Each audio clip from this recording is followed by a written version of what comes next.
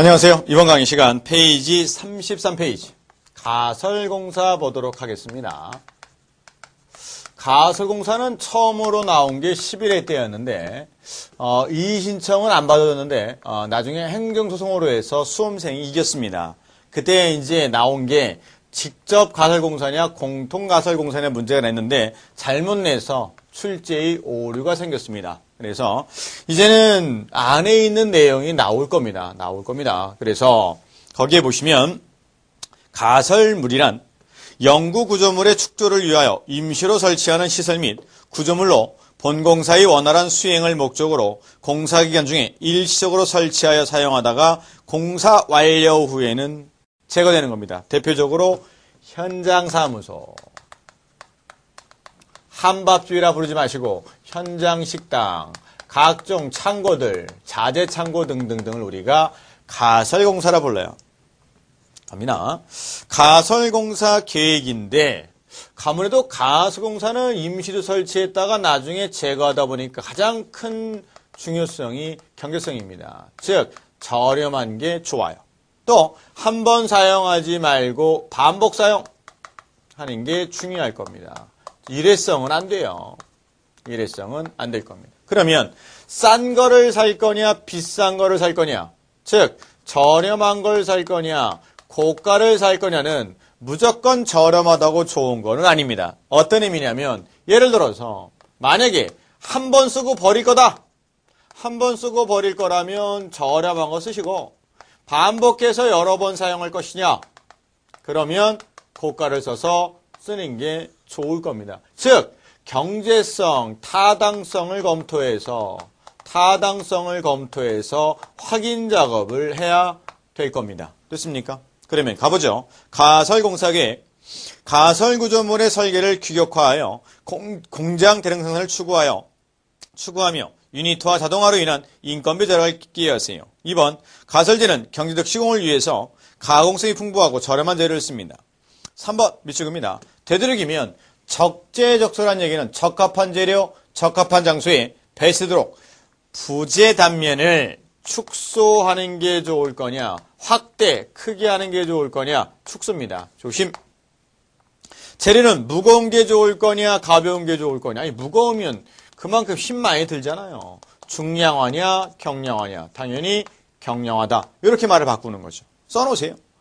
해체 작업이 간편해야 됩니다. 4번, 초기 투자 비용을 증가해서 여러 현장에서 반복 사용할 것인지 또 한 현장에서 소모적으로 사용할 것인지에 대해서 경제성을 반드시 검토하시기 바랍니다. 무조건 싸다고 좋은 것도 아니고 무조건 비싸다고 나쁜 거는 아닙니다. 좋습니다. 그러면서 이 표준시방서, 건축공사 표준시방서,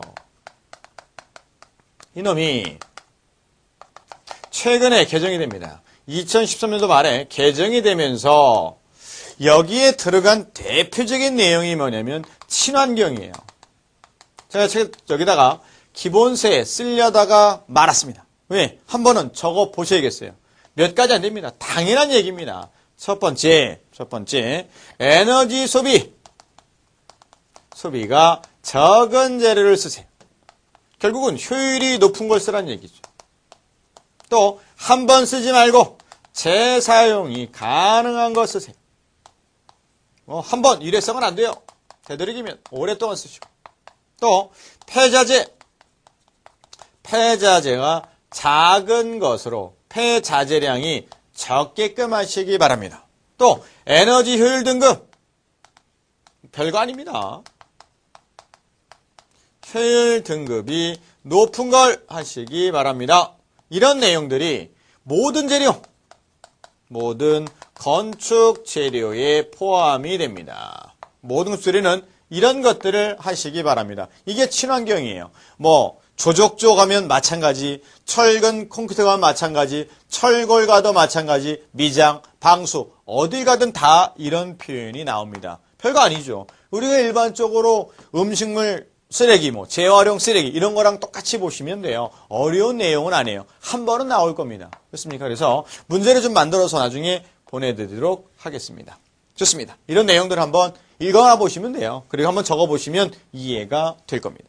그러면서 공통가설공사 관련 건축공사 표준시방서 내용을 보도록 하겠습니다. 어떤 분이 그러시더라고요. 보니까 각 학원별로 책의 내용이 조금씩 달라. 왜 그러냐면요. 교수님들의 어떤 목적이나 아니면 참고하는 문헌이 달라서 그렇습니다. 중요한 건 건축공사 표준시방서에 나오는 거지 서울시 시방서 이런 거 아닙니다. 그래서 기본세 있는 내용대로 하시고 개정된 거는 바로바로 제가 정리해 드릴 테니까 걱정하지 마시기 바랍니다. 제일 먼저 규준 틀입니다. 규준이 되는 틀입니다. 읽어보죠. 줄처벅이란 먹줄 튀기는 겁니다. 규준 틀을 건축물의 모서리 및 기타 위에 설치하여 건축물의 위치 및 높이의 기준을 명확히 하는데 종류가 두 가지예요. 어렵게 나오진 않습니다. 수평 규준 틀. 그 다음에 세로 규준 틀. 수평 규준 틀, 세로 규준 틀, 가로 규준 틀. 글쎄요. 수직 기준 틀 이렇게 얘기를 하는데 글쎄요. 그냥 시방서 원문대로 수평 기준 틀, 세로 기준 틀로 보시면 될 것 같습니다. 그러면 수평 기준 틀 보도록 하죠. 건축물의 각부란 얘기는 각 부분의 위치 및 높이, 기초의 나비 등을 정확히 결정하기 위한 밑줄입니다. 터파기 공사. 터파기 공사란 얘기는 결국은 기초공사에 쓰이는 것이 수평 기준 틀이요. 세로 기준 틀, 벽돌, 블록, 돌쌓기 등의 밑줄이요. 조적공사입니다. 조적식 구조에 쓰이는 것이 세로 기준 틀입니다. 이런 거죠. 서로 바꾸는 연습이에요. 그러니 간단하게 외워버리면 됩니다. 어떻게 외우느냐? 옛날 왕 중에 세조가 수기를 씁니다. 끝. 세조가 수기를 씁니다. 끝. 여기서 마무리 짓습니다. 그 다음 기준점입니다. 기준점은 다른 시험에서 영어로도 나와요. 벤치마크. 그러니까 벤치마크 정도는 기억해 놓으시기 바랍니다. 기준점은 건축물의 높낮이의 기준이 되는 것입니다. 높낮이, 기준, 밑줄. 기존 공작물 담등에 찍어도 되고 아니면 신설이라는 얘기는 새로이 만든 말뚝에다가 표시를 해도 상관이 없습니다. 넘어갑니다. 당연히 훼손돼 이동도 안 되고 훼손돼도 안 돼요. 그런데 건물을 짓다 보니까 이동도 우려가 있고 훼손도 우려가 있다 보니까 여러 곳, 2개 이상 여러 곳에 설치합니다. 2곳 이상 여러 곳이란 얘기는 수천만 개 설치하라는 얘기입니다. 즉, 한 개 가지고는 안 됩니다. 또 혹시나 이거 많이 찍어서 수천만 개를 찍었더니 수천만 개가 모두 날아가더라. 그런 걸 대비해서 필요에 의하면 보조 기준점도 1개에서 2개 정도 또 설치하라고 합니다. 필요에 따라서요. 그러니 결론이 뭡니까?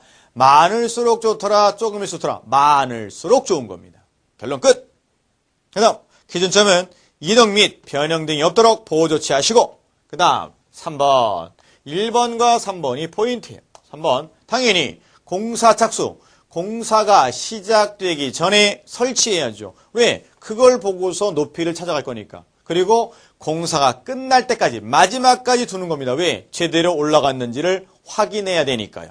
공사 착수는 설치하고 공사 완료 후까지 보존하시기 바랍니다. 가장 많이 나왔던 건 이거였고요. 좋습니다. 그 다음 가설 울타리.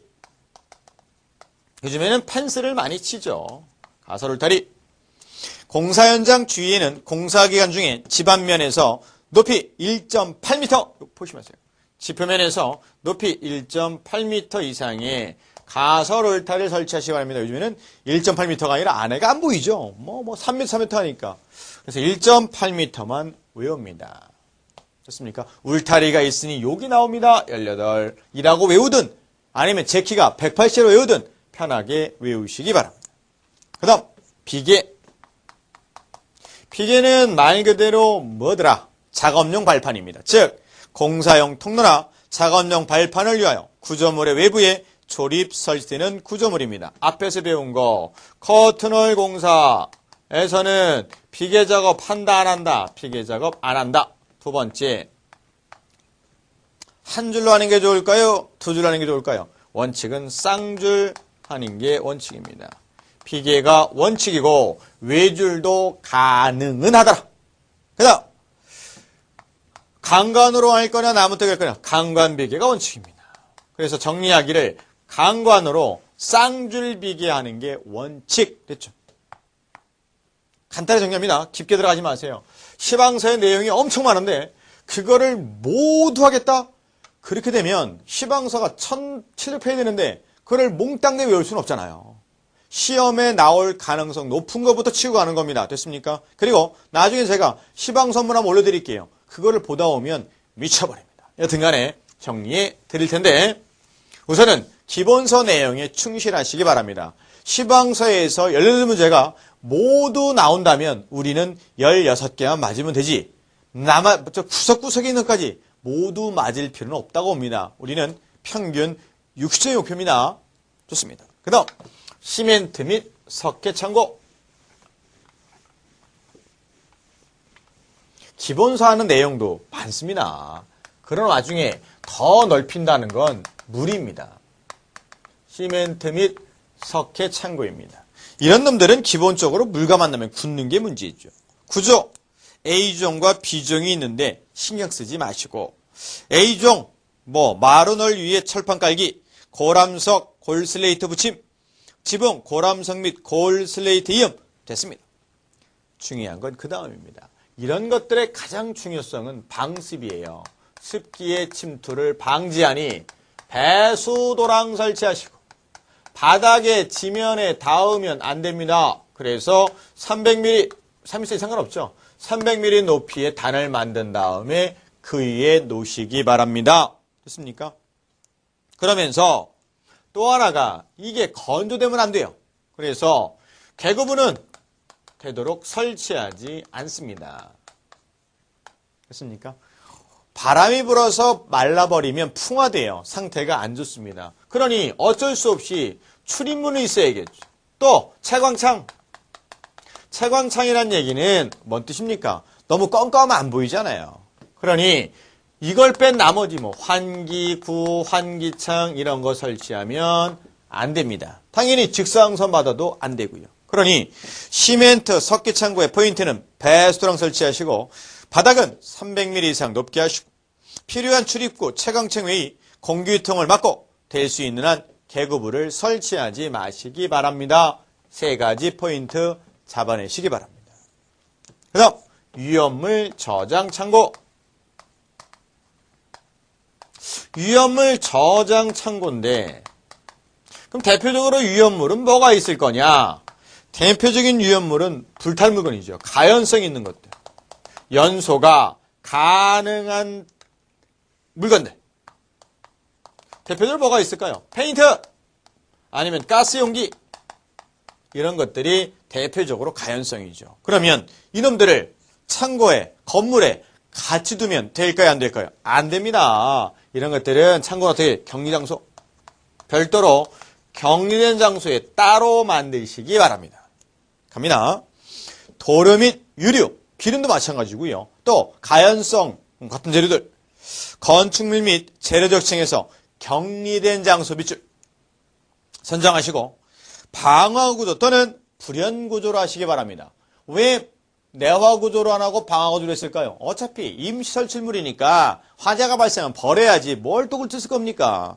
또 반드시 불연재로 하시고 출입문 달고 자물쇠 달고 소화기 배치하고 또 이런 것도 있어요. 발광 재료 쓰세요. 왜? 안에가 보여야 되니까. 그런 것도 있고. 또 위험물 가스 저장용기 대표적으로 뭐가 있을까요? 프로판 가스통. 이런 놈들은 직사광선은 반드시 차단합니다. 왜? 직사할 거니까. 그렇게 쉽게 가는 겁니다. 또 통풍환기 잘해야죠. 환기 잘해야죠. 필수. 왜요? 가스세잖아요. 가스면 어떡할 겁니까? 됐습니다. 포인트를 잘 잡아나가시기 바랍니다. 그 다음 가설전기. 가설전기란 임시로 설치하는 전기지 다른 거 아닙니다. 가설전기. 외부로 노출된 공중강우선이요. 전봇대 있는 이런 것도 있죠. 왜? 그런 것들은 제외 표시해 놓으시고 제외하고 가설 전선을 보호하기 위한 금속 전선관, 튜브 또는 케이블을 사용합니다. 포인트 잡았네요. 보관 설치. 왜요? 약하니까 끊어지면 어떡합니까? 단 공중에 있는 선들은 임시적인 가공된 선들은 여기는 할 수가 없는 거고요. 그죠? 두 번째, 몇 암페어? 20암페어 이하의 전류만 흐르게 하세요. 됐습니까? 그러면서 누전 차단기는 당연한 거고요. 양가로 2번, 전압 220V용 콘센트 이상에는 경고 확인 표지 부착해라. 왜? 위험하니까. 또 높은 전압 콘센트에 110V 플러그를 꽂는 것을 방지하기 위해 밑줄이요. 양극 콘센트 쓴다 안 쓴다? 안 쓴다. 양극 콘센트 설치하지 않습니다. 그 다음 3번, 가설 조명은 효율이 좋은 등기구로서 계단은 이쪽입니다. 각 층의 바닥에서 어디까지? 계단 참여 똥글뱅이 한 개 설치하세요. 이런 거죠. 계단이 왜 이럽니까? 도름 계단이죠. 있으면 계단 참이죠, 여기. 다리쉼이라고도 부르고요. 그러니 전등은 어떻게? 바닥에서 어디까지요? 계단 참까지 한 개 이상입니다. 그러니 계단 참에서 여기 또 한 개 있어야겠네. 결국 몇 개 있어야 됩니까? 2개는 있어야겠네요. 해석하지 마시고 바닥에서 어디까지요? 계단 참까지가 포인트입니다. 됐습니다. 그다음 낙하물 방지망. 낙하물 방지망은 보셨을 거예요. 높은 건물에 보면 1층에는 없고요. 한 2층부터 해서 이렇게 해서 여기 자재들 떨어지지 말라고 이렇게 망 설치하는 거 있을 겁니다. 요게 낙하물 방지망입니다. 작업 도중 자재, 공구 등의 낙하로 인한 피해를 방지하기 위하여 벽체 및 비계 외부에 설치하는 망입니다. 낙하물 방지망 설치는 1층은 할 수 필요 없고요. 2층 바닥부터 하는데 10m 이내 또는 3개층마다 설치를 하는데 현실은 모든 층 설치합니다. 중요한 건 10m 3개층마다 설치하세요. 그 정도면 될 것 같습니다. 겹치마구 하는데 됐습니다. 너무 깊게 가지 마시자니까요. 이 정도만 해도 많은 내용을 배운 겁니다. 밑에 가설공사에 관한 설명을 옳지 않은 것은 1번 가설제의 초기 구입 비용은 반복 사용과 일회성으로 나누어 비용의 크기를 결정하셔야지 무조건 싸거나 무조건 비싼 거를 사용하는 거 아닙니다. 두 번째, 가설물 조명 장치는 효율이 좋은 등기구로서 계단은 각 층의 바닥에서 위층 바닥까지 X, 각 층 바닥에서 어디까지요? 계단 참까지 한 개 이상 설치하시기 바랍니다. 3번, 높이는 10m 이내 또는 3개층마다. 4번, 강간 비계이음은 겹침 이음으로 합니다. 겹침 이음도 좀 두껍게 하면 좋죠. 생각을 해보세요. 이렇게 겹침할 거냐, 용접할 거냐. 용접하면 나중에 재사용을 못 하잖아요. 겹침이 합니다. 겹침 이음 길이도 길게 하는 게 좋을까요? 짧게 하는 게 좋을까요? 길면 돈이 많이 나오고 짧으면 약하니까 시방선은 안전을 위해서 1m 이상 길게 겹치라고 하죠. 됐습니까? 5번, 심의창고는 필요한 출입구 및 채광창 이외에 공기유통을 막고 가능한 계급을 설치하지 마시기 바랍니다. 조심! 여기까지 해서 1장을 마무리 졌습니다. 그 뒤에 36페이지는 적중 예상 문제입니다. 몇 개만 풀어보겠습니다. 수험생 다 푸셔야 됩니다. 처음 하는 분들은 어렵겠지만 하다 보면 괜찮습니다. 1번, 건축구조의 분류에 관한 설명을 옳지 않은 것은 1번, 가구식 구조는 접합 방법에 따라 강도가 결정되며 철골구조, 목구조가 포함되죠. 2번, 일체식 조덕식은 습식입니다. 물을 사용해야지만 건물을 지을 수 있으니 동절기 공사가 곤란할 겁니다. 3번, 일체식 구조는 일체화되어 횡력에 잘 견딥니다. 4번, 공장 조립 구조가 현장 시공 구조보다 시공 정밀도에서 당연히 유리하죠. 규격화, 치수화, 조립식 구조니까. 5번, 프리캐스트가 뭡니까? 조립식 구조죠. 프리패브. 설계 및 다양성 추구의 자유로움이 안 된다니까요. 획일적입니다. 그러다 보니 다양한 소비자의 요구에 탄력적으로 원할 때마다 대응하기는 곤란하더라. 답은 5번. 2번은 보시고.